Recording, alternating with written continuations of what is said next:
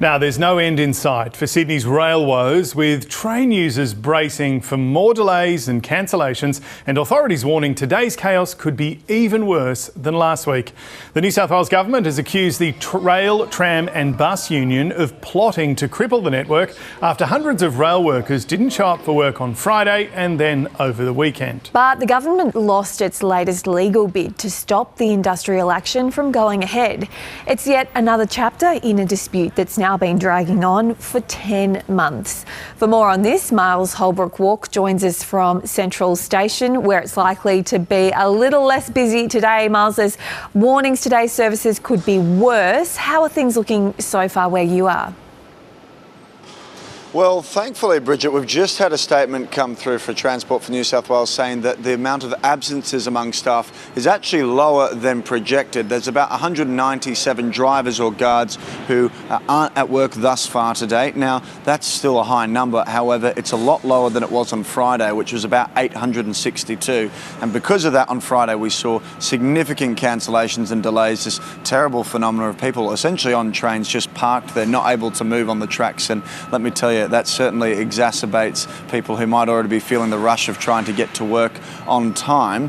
Though we have had these warnings about planning ahead and to delay any non-urgent travel, Transport for New South Wales has put out some official communications as well that we're just going to share with you now, essentially saying to particularly parents of children who would normally catch the train, our advice is to arrange alternative travel if possible.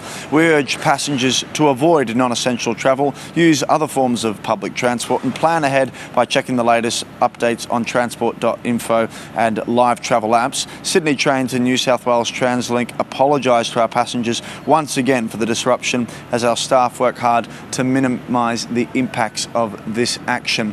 Now, what's worth noting is the actual industrial action itself actually deals with the speed at which trains travel. It's got nothing to do with staff absenteeism, in which the Fair Work actually ruled in favour of the union, saying they didn't coordinate an effort for people not to come to work. The union has regularly argued that that is actually a result of the government warning that if people don't come to work, their pay could be impacted, particularly if they participate in the industrial action of driving trains below their top speed. So going at a top speed of 60 kilometres an hour instead of 83 kilometres an hour.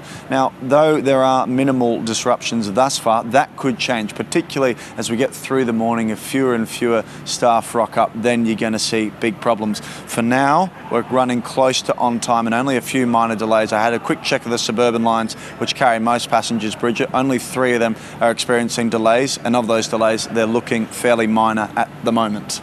Okay, thanks very much, Miles, for keeping us updated from Sydney.